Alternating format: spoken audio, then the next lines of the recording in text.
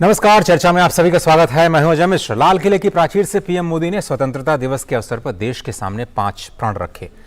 देश को विकसित राष्ट्र बनाना है और इसी से जुड़े मुद्दे पर उन्होंने कहा था, अब भ्रष्टाचार के खिलाफ मैं साफ देख रहा हूं कि हम एक निर्णायक कालखंड में कदम रख रहे हैं। बड़े बड़े भी बच नहीं पाएंगे। इस मिजाज के साथ भ्रष्टाचार के खिलाफ एक निर्णायक कालखंड में अब हिंदुस्तान कदम रख रहा है और मैं लाल किले की प्राचीर से बड़ी जिम्मेदारी से यह कह रहा हूं।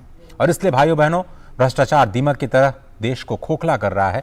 मुझे इसके खिलाफ लड़ाई लड़नी है, लड़ाई को तेज करना है, निर्णायक मोड़ पर इसे लेकर के जाना है। तब मेरे 130 करोड़ देशवासी, आप मुझे आशीर्वाद दीजिए, आप मेरा साथ दीजिए। मैं आज आपसे साथ मांगने आया हूं, आपका सहयोग मांगने आया हूं, ताकि मैं इस लड़ाई को लड़ पाऊं। इस लड़ाई को देश जीत पाए और सामान्य नागरिक की जिंदगी भ्रष्टाचार ने तबाह करके रखी हुई है। अगर जब तक समाज में गंदगी के प्रति नफरत नहीं होती, स्वच्छता की चेतना जगती नहीं।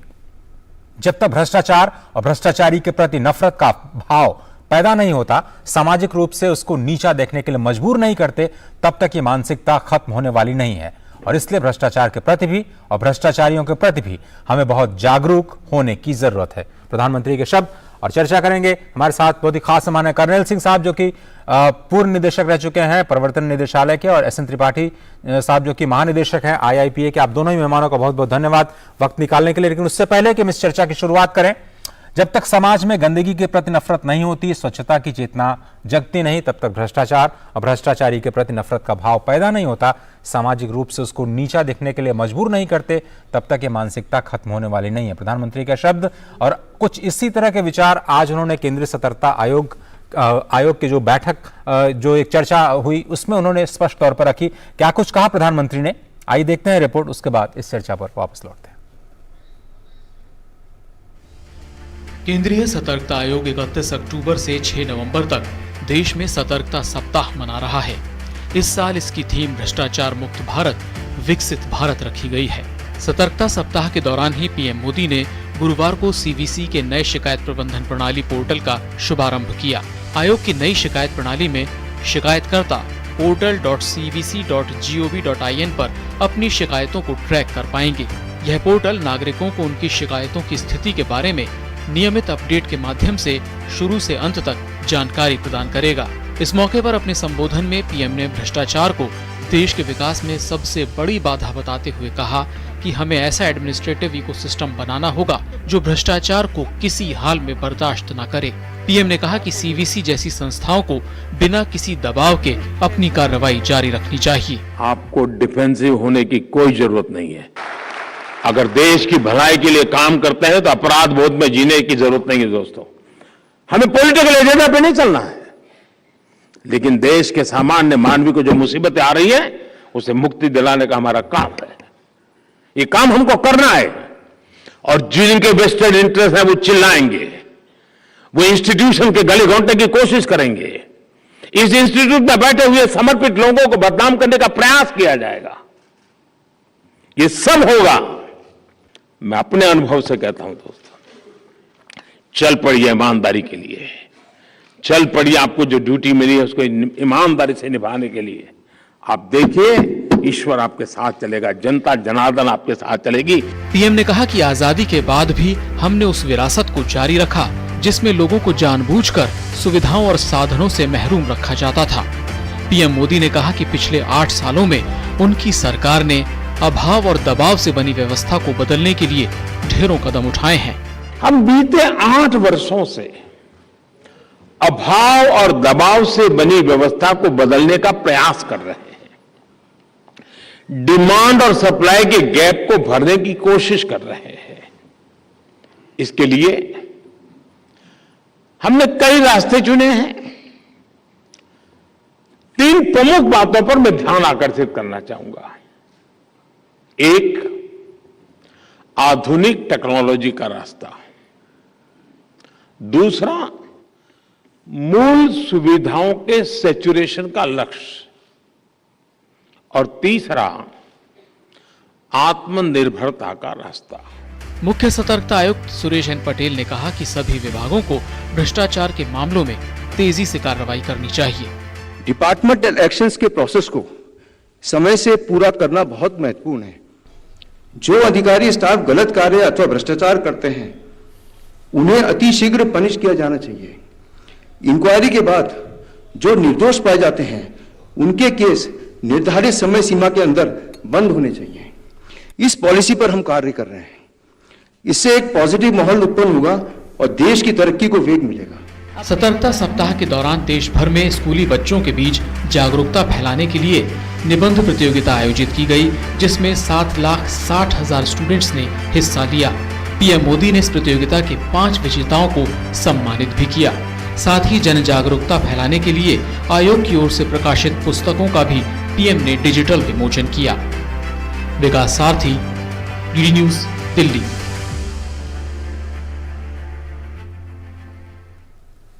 चलिए चर्चा की शुरुआत करते हैं। एक बार फिर से आपको बता दें कि हमारे साथ 2 बहुत खास मेहमान जुड़े हैं। कर्नल सिंह साहब जो कि पूर्व निदेशक रह चुके हैं प्रवर्तन निदेशालय में, आपका स्वागत है सर। और एस एन त्रिपाठी जी जो कि महानिदेशक हैं IIPA के, बहुत बहुत शुक्रिया आपका। कर्नल सिंह साहब, आप ही से शुरुआत करना चाहता हूं। प्रधानमंत्री ने यह कहा कि विकसित राष्ट्र अगर हमें बनना है तो एक ऐसा एडमिनिस्ट्रेटिव इकोसिस्टम बनाना होगा जो भ्रष्टाचार पर जीरो टॉलरेंस की नीति अपनाए। कैसे होगा सर ये? इसके 2 आयाम हैं। एक तो वैल्यू सिस्टम न करना, ठीक करना, क्योंकि आज की डेट में ये हो रहा है कि अगर कोई आदमी करप्ट है, कोई आदमी ने पैसे कमा लिए हैं, तो लोग उसकी रेस्पेक्ट करने लगते हैं, बजाय ये देखने की कि इसके पास ये सामान आया कैसे। दूसरी चीज हमें जरूरत है कि जो देश में पॉलिसीज इंप्लीमेंट हो रही है, तो पब्लिक को पता होना चाहिए कि उन पॉलिसीज का इंप्लीमेंटेशन में हो क्या रहा है। जैसे फॉर एग्जांपल मैं बताता हूं कि एक मिशन चलाया था, national rural health mission, NRHM mission जो है वो अभी इस गवर्नमेंट से पहली गवर्नमेंट का है, और उसमें हमने इन्वेस्टिगेशन किया एनफोर्समेंट डायरेक्टरेट में भी। जो पैसा जाना था अस्पतालों की सुविधा के लिए, सरकारी अस्पतालों को इंप्रूव करने के लिए, उसका 70 to 80% जो पैसा है वो पॉलिटिशियंस एंड ब्यूरोक्रेट्स खा गए। पब्लिक के पास हार्डली 20% पैसा उसका पहुंचा, जो जितना फंड्स गवर्नमेंट ने लगाया था। अब जब 20% ही पहुंचेगा तो जो गवर्नमेंट चाहती है वो लोगों को नहीं मिलेगा। इसी तरह से डेवलपमेंट स्कीम्स हैं। उन डेवलपमेंट स्कीम्स में अगर पैसा नहीं पहुंचेगा तो सडनली देश डेवलप नहीं होगा। तो इसकी हमें जरूरत है कि लोगों को पता होना चाहिए कि जो ये अमाउंट सरकार दे रही है ये किस काम के लिए दे रही है, और अगर कोई आदमी भ्रष्टाचार करता है तो उसकी इमीडिएट रिपोर्टिंग होनी चाहिए, उस पर इमीडिएट एक्शन होना चाहिए। जो प्रधानमंत्री जी ने भी कहा कि जी हमें भ्रष्टाचार मुक्त करना है, और जो एजेंसीज हैं काम कर रही हैं भ्रष्टाचार को मिटाने के लिए, उनको किसी से दबाव में नहीं आना चाहिए, किसी से डरना नहीं चाहिए, चाहे लोग उनके खिलाफ कुछ भी बोलते रहें। जब तक इस तरह की सोच नहीं होगी, भ्रष्टाचार को खत्म करना मुश्किल होगा। और ये सोच सरकार में आ रही है इस सरकार में सोच कि भ्रष्टाचार को कैसे खत्म किया जाए। ये एक बड़ी बात है क्योंकि जो इकोसिस्टम है उसमें जो बदलाव किए जाने हैं वो बहुत इंपॉर्टेंट है। त्रिपाठी जी, आपके अपने अनुभव में कैसे सिस्टमिक रिफॉर्म्स किए जाएं जिससे भ्रष्टाचारियों के प्रति लोगों के मन में जो सम्मान की भावना कभी कभी आती है वो ना आए, और उनको वाकई उनकी अपनी जगह जो वो डिजर्व करते हैं उस निगाह से उनको देखा जाए? क्योंकि जैसा कर्नल साहब ने कहा कि बहुत सारे लोग इसलिए सम्मान करना शुरू कर देते हैं कि लोगों के पास पैसे आ जाते हैं। नहीं, आज एक माहौल बना हुआ कि अब पैसे से सम्मान भी खरीद सकते हैं। सामान तो खरीदते ही थे, आज सम्मान भी बिकता है पैसों पर। तो समाज, सरकार, बाजार, तीनों जगह पैसा चलता है। तो ऐसा लगता है कि अगर पैसे वाला है तो ये बहुत ही अच्छा इंसान होगा। अगर किसी के पास पैसा नहीं है, चाहे सरकारी कर्मचारी हो, बहुत अच्छा मेहनत से काम कर रहा, तो उसको लोग बेवकूफ समझने लगे हैं। समाज में जब धारणा है, अब अगर आप कहें कि मैं ईमानदार हूं तो बोलते सो व्हाट, लेकिन जो करप्ट होगा, जो जराइम पैसा होगा, जो गलत तरीके से पैसे इनकम किए होगा, वो समाज में अपने प्रति सम्मान जुटाता है, सम्मान खरीदता है, एक सिस्टम बनाता है जिसमें कि म्यूचुअल एप्रिसिएशन ग्रुप बनते हैं कि भाई ये तो बहुत अच्छा है, इसने बहुत पैसे कमाए, लेकिन क्या हुआ, लोगों की भलाई भी करता है। तो ये जो धारणा है कि भ्रष्ट हो लेकिन अगर अच्छा हो तो चलेगा, कि हमारे दल का, हमारी जाति का, हमारी बिरादरी का हो, हमारी सर्विस का हो तो चलेगा, दूसरे नहीं हो सकते। ये जो सामाजिक दृष्टिकोण है इस पर बदलना चाहिए। और हमें गर्व है कि भारत के प्रधानमंत्री जी ने जब रेड फोर्ट से भाषण दिया था कि करप्शन मुक्त भारत ही विकसित भारत हो सकता है, तो एक आशा की उम्मीद निकली है कि अब हाईएस्ट लेवल पर इस पर ध्यान जा रहा है। CBC ने एक पोर्टल भी आज लॉन्च किया है जिसका फायदा मिलेगा कि लोग कहीं से भी करप्ट लोगों के प्रति जो उनके पास सबूत है उसको दे सकेंगे। और दूसरी बात जो मैं कहना चाहूंगा, एक बहुत बड़ा परिवर्तन प्रिवेंशन ऑफ करप्शन एक्ट में इस सरकार ने लाया, जिसकी चर्चा प्राय कम होती है। पहले था कि आपने आरोप लगाया कि मैं करप्ट हूं या कोई करप्ट है तो उसके खिलाफ सरकार इंक्वायरी शुरू कर देती थी, ये सत्य हो कि ना हो, लेकिन उसकी इमेज तो खत्म हो गई। अगर कोई बंदा शख्स करप्ट नहीं है और उसको करप्ट मान लिया जाए तो उसकी तो इमेज खत्म हो जाती है, और जो वेस्टेड इंटरेस्ट है उसको उसके पीछे लग पड़ता है, इसको अच्छी पोस्टिंग नहीं मिले, ऐसा हो जाए, वो बर्बादी हो जाए। लेकिन अब सरकार ने जो नया करप्शन अमेंडमेंट लाया है उसमें bribe giver and bribe taker both are equally responsible, so there is a sense of balance has come, and at least those who are not corrupt, they have a sense of security today than it was earlier. तो एक बहुत अच्छी बात शुरुआत हुई है, देश के प्रधानमंत्री, सीबीसी और पूरा तंत्र आज इस चीज को सीरियसली ले रहा है। और जैसा कि कर्नल सिंह साहब ने बताया, मैं भी सहमत हूँ कि टेक्नोलॉजी के माध्यम से ही हम इन सब चीजों का समाधान कर सकते हैं। आज अब तक हम गरीब के पहचान नहीं कर पाए। अगर 10 में से 9 गरीब देखना है तो 6 गरीब मिलते थे, 4 उसमें धनी साबित हो जाते थे। आज हमने सैचुरेशन की पॉलिसी अपनाई है, तो बहुत सारे सुधार आए हैं जिसका फायदा गरीबों को भी मिलेगा और जो करप्ट है उनको भी नहीं मिलेगा, कारण पैसा देख ही नहीं रहे हैं। पैसा डायरेक्ट बेनिफिट ट्रांसफर के थ्रू अकाउंट में चला जा रहा है, हमारे थ्रू पास ही नहीं हो रहा। स्टेट गवर्नमेंट, कलेक्टर्स, जो लोकल लेवल फंक्शनरीज हैं, वो पैसा टच ही नहीं कर पा रहे। इसलिए नहीं कि वो पैसा सूंघ लेते थे या कुछ गड़बड़ हो जाता था, इसलिए कि व्यवस्था के अंदर एक था कि मैं पैसा दूंगा तो मेरे प्रति तुम आग्रह रहोगे, and then you can pay something to me also, Radhe Radhe आधे आगे। लेकिन अब वो व्यवस्था टेक्नोलॉजी के माध्यम से खत्म हो रही है जी, ये अच्छी बात जी। कर्नल सिंह साहब, 3 चीजों का जिक्र किया प्रधानमंत्री ने, एक तो टेक्नोलॉजी और उसका इस्तेमाल, बेहतर इस्तेमाल, आधुनिक टेक्नोलॉजी का इस्तेमाल कैसे ईडी या फिर सीवीसी और जो दूसरी संस्थाएं हैं जो कि भ्रष्टाचार के खिलाफ इस निर्णायक लड़ाई में एक बहुत अहम स्टेक होल्डर हैं, उनको अपनाना होगा। सैचुरेशन, जिसकी बात अभी त्रिपाठी जी ने कही कि जब योजनाएं सैचुरेशन तक पहुंच जाएं तो भ्रष्टाचार का स्कोप कम हो जाता है। और तीसरी बात जिन्होंने कही, इसका वैश्वीकरण जो हमने देखा रक्षा सौदों जैसे मामलों में भ्रष्टाचार के, तो अगर हम आत्मनिर्भर होंगे तो उस तरह की जो दिक्कतें, जो आयात से संबंधी जो मुश्किलें आती थी वहां पे भ्रष्टाचार की, वो शायद नहीं होंगी। लेकिन सर, टेक्नोलॉजी कैसे इस्तेमाल ज्यादा बेहतर हो संस्थाओं में, क्योंकि आप तो उस संस्था को लीड कर चुके हैं। बहुत मामलों में देखा जाता है कि जो क्रिमिनल हैं वो टेक्नोलॉजिकली ज्यादा एडवांस होते हैं हमारे करंट सिस्टम से। ये टेक्नोलॉजी का इस्तेमाल 2 तरह से किया जा सकता है। एक तो इस्तेमाल है डिफरेंट एजेंसीज के द्वारा, नॉट इन्वेस्टिगेटिंग एजेंसी, जहां पर काम हो रहा है। फॉर एग्जांपल राशन कार्ड बन रहे हैं, फॉर एग्जांपल आपके ड्राइविंग लाइसेंस बन रहे हैं। इन जगह पे पहले बहुत करप्शन था, जैसी टेक्नोलॉजी आई, वहां ट्रांसपेरेंसी आई, तो वहां करप्शन धीरे धीरे कम होने लगा। तो जो गवर्नमेंट के वर्क हैं बहुत से, उनमें जैसे जैसे टेक्नोलॉजी आ रही है, जैसे टेंडर सिस्टम है, टेंडर जो है अब ई टेंडरिंग होने लगी, तो उससे ट्रांसपेरेंसी आई सिस्टम में, तो करप्शन कम होगा। तो एक तो जो डिफरेंट गवर्नमेंट्स के डिपार्टमेंट हैं, वहां पर जैसे जैसे टेक्नोलॉजी बढ़ेगी वहां पर ट्रांसपेरेंसी आएगी और उस ट्रांसपेरेंसी से करप्शन ऑटोमेटिकली जो है एलिमिनेट होगा, कम होगा। दूसरे जो इन्वेस्टिगेटिंग एजेंसीज हैं जिसकी आप अभी बात कर रहे थे, जैसे एनफोर्समेंट डायरेक्टरेट है और सीबीआई है और एंटी करप्शन डिपार्टमेंट्स हैं, वहां पर टेक्नोलॉजी का इस्तेमाल बहुत जरूरी है एनालिसिस करने के लिए डाटा को।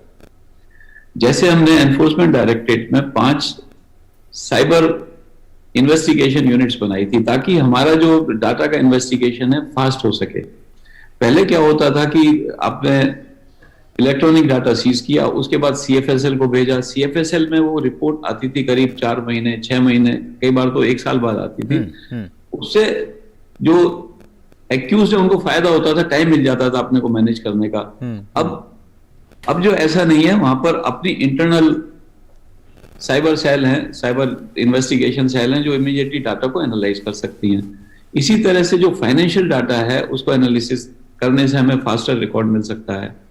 फॉर एग्जाम्पल बैंकिंग सिस्टम में, अगर बैंकिंग सिस्टम सारे ऑल द बैंक्स कनेक्ट हो जाएं, या आरबीआई जो है एक सर्च इंजन बनाए जो सारे बैंक सिस्टम्स में अगर कोई भी डाटा चाहिए उसको दे दे, तो एनफोर्समेंट एजेंसीज को बड़ा फायदा होगा कि वो एक ही जगह से सारा रिकॉर्ड उनको मिल जाएगा।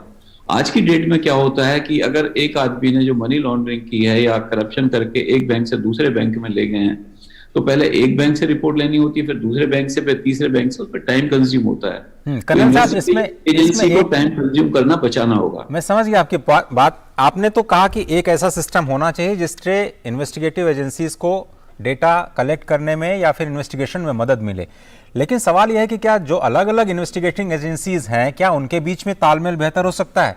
मिसाल के तौर पर मान लीजिए अलग अलग राज्यों में एक ही क्रिमिनल जो क्राइम है वो किया गया, मतलब उसके ट्रेसेस कई सारे राज्यों में आते हैं, और वहां की जो करप्शन एंटी करप्शन एजेंसीज हैं उनको किस तरह से हम सेंट्रल एजेंसीज के साथ कोऑर्डिनेट कर पाएं, क्योंकि वो बड़ा इंपॉर्टेंट है सर। बहुत सारे अलग अलग जो इंटर डिपार्टमेंटल या इंटर इंस्टीट्यूशनल जो कोऑर्डिनेशन है वो शायद ज्यादा इंपॉर्टेंट होगा।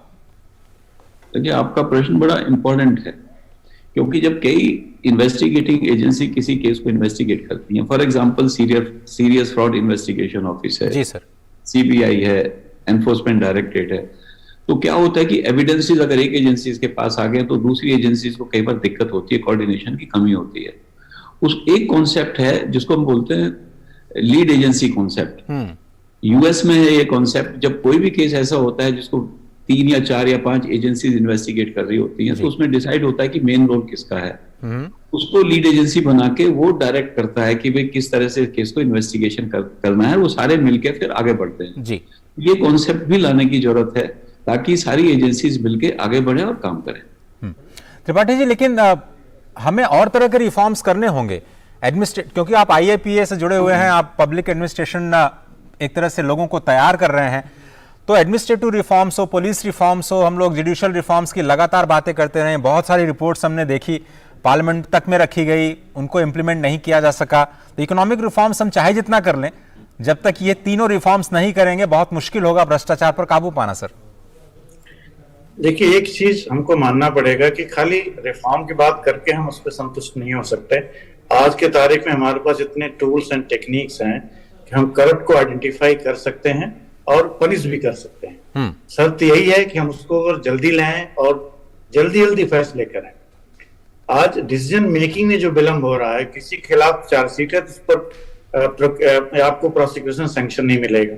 सैंक्शन में मिला तो ये चाहिए वो चाहिए, जैसा आपकी कर्नल सिंह बता दे, एक बैंक से मांगो इसके बाद दूसरे बैंक से मांगो जी। तो बहुत सारी टेक्नोलॉजी का यूज करके, लाइक आर्टिफिशियल इंटेलिजेंस और परसेप्शन मैनेजमेंट। जैसे मैं अगर ऑफिसर हूँ, मेरा बच्चा जर्मनी पढ़ रहा, इंग्लैंड में पढ़ रहा है, मेरे पास 10 जगह घर है, मेरे पास मर्सिडीज गाड़ी है, इसके लिए मेरे पास कोई सबूत नहीं है, इसके लिए तुमको बहुत सारे आयाम देखने की जरूरत नहीं है ना। तो लाइफ स्टाइल को भी अगर देखा जाए, मैप किया जाए, और कौन से लोग करप्ट बिहेवियर कर रहे हैं, तो शायद तब जाके इस पर लगाम लगेगी।